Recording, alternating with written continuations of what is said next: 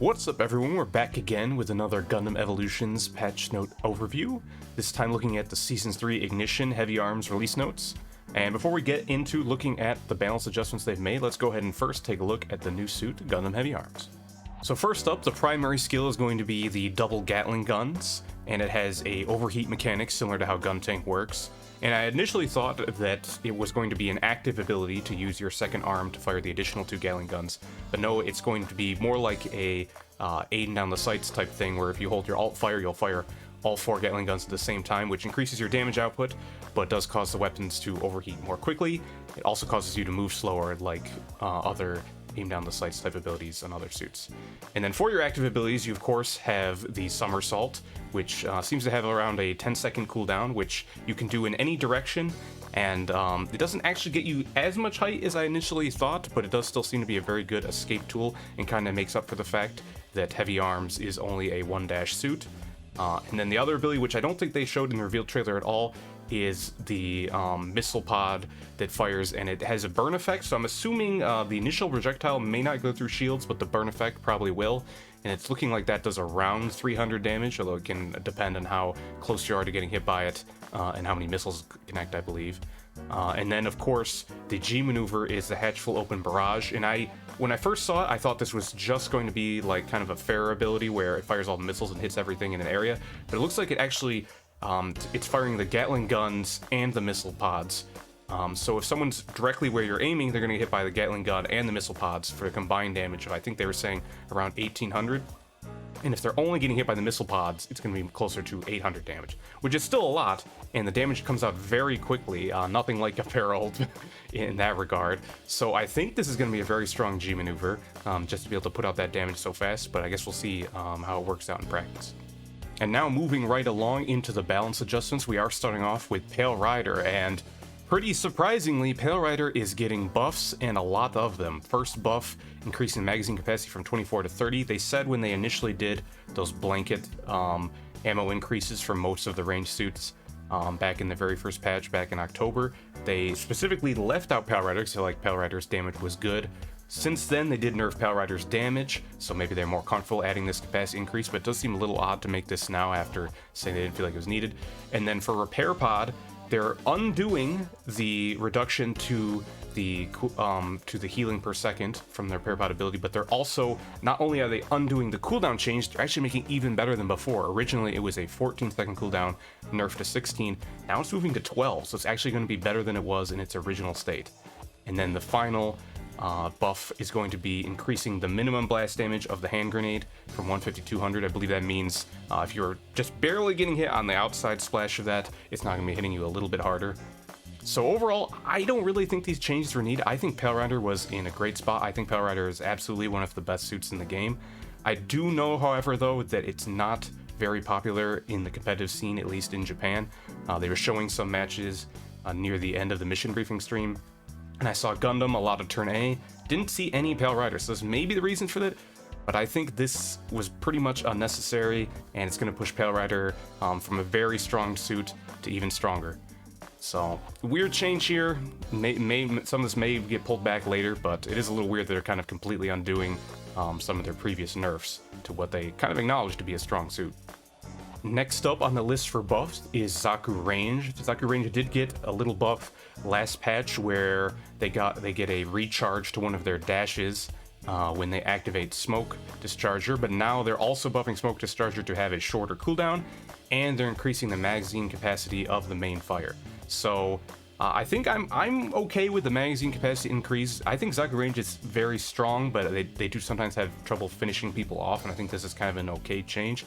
Don't know if I agree on the Smoke Discharger. That's a very strong ability that makes Zaku Range very frustrating to fight, and they already gave you an additional free dash just for using it, so I don't know if making that come up more often is healthy. Zaku Range, you know, they weren't oppressive, and it is hard to play them in a competitive setting when everyone's really organized and be able to keep track of a flanking suit like this. But maybe overkill on reducing that cooldown there, but for the most part, I think a little bit of a buff is okay for Zaku Range. So our first nerf is going to be targeting Gundam Barbatos. They're going to be reducing the stun time on the direct hit of longsword from 1.5 seconds to 1.2 seconds. And they mention here specifically they're making that change because typically players will go for mace smash into longsword to get the full kill, but you actually could do the reverse. I think that the timing was really tight and maybe kind of ping dependent, but you could do longsword first, then charge up the mace smash and get the kill that way. You wouldn't get the instant kill, so there would be a chance to repair, but usually in that situation, it's still going to be dead. So they're making this change to direct that, which I agree with. I did think it did feel kind of bad when you got hit by that, especially on JP servers, because I think the ping was contributing.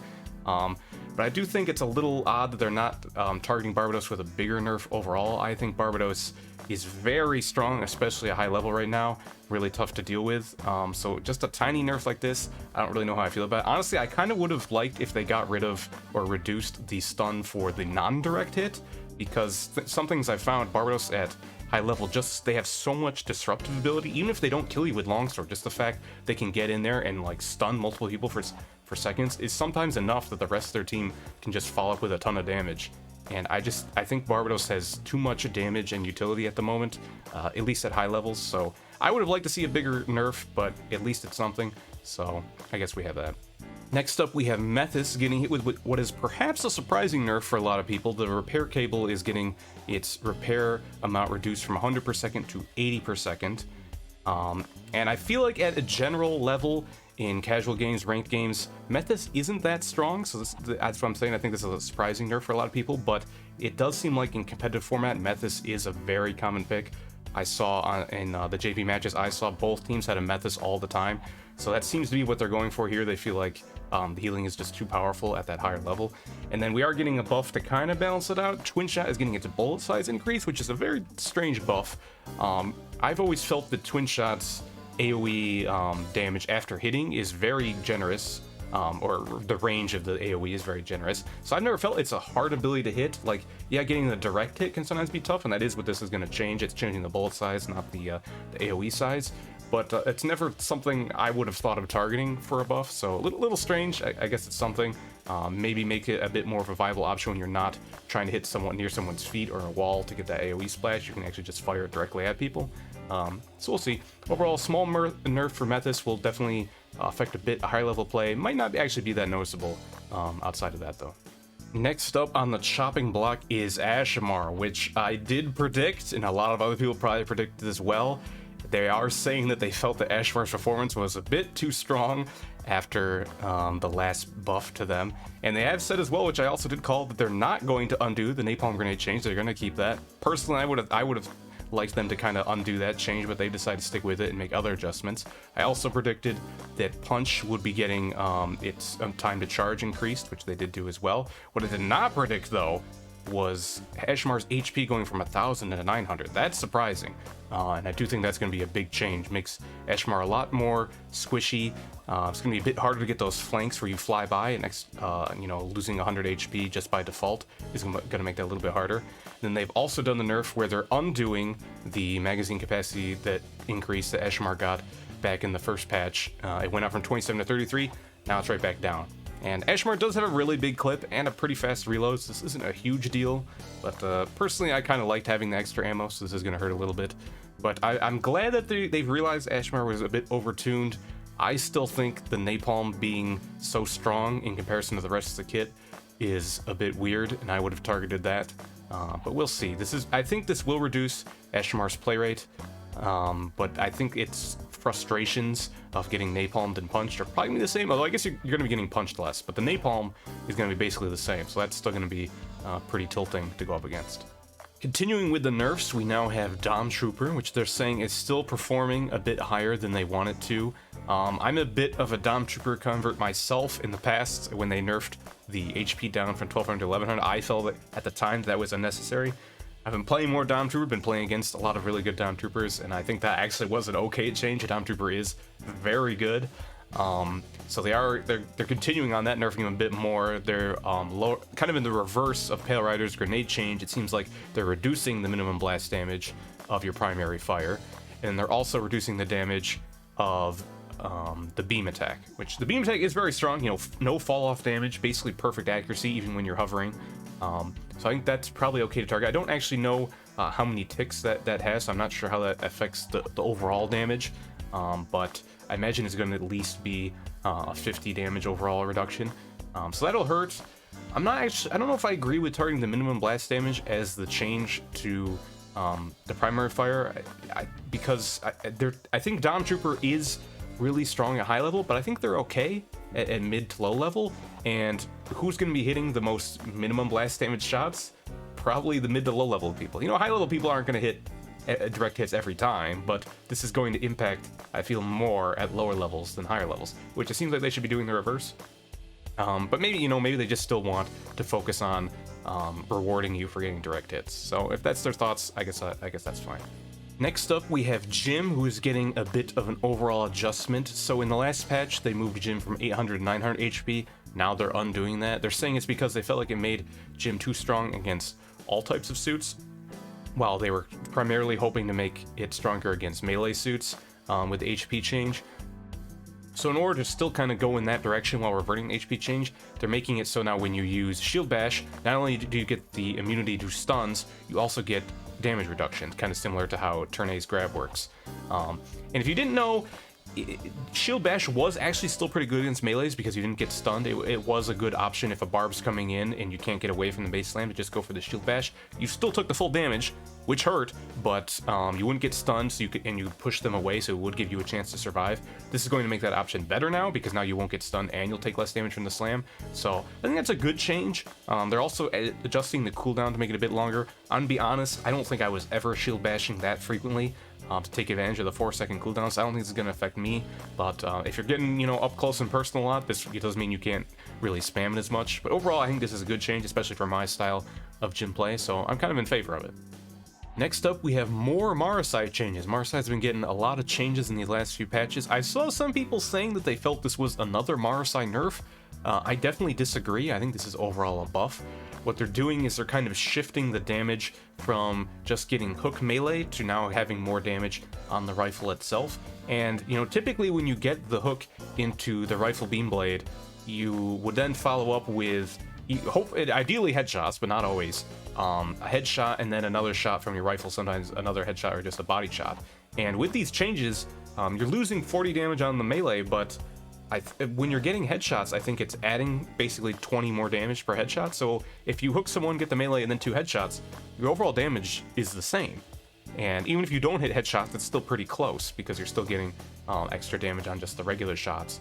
And the thing is, you're not always hitting the hook blade combo. No matter how good you are as Marasai, you're going to be shooting more than you're going to be hitting your melees. So this helps you even if you're missing your combo, just your main weapon is a bit stronger. And it's not crazy amount stronger, but it is stronger. So I think there's really no way of looking at this except as a small buff to Marasai. I don't know if it'll change play rate or make it crazy good compared to how it was before, but I do think this is a buff, and I think it's an okay buff to start with, to kind of see how it goes. Next up is another very surprising change. Unicorn Gundam is getting a buff. After all of this time of dodging nerfs, they're getting a buff.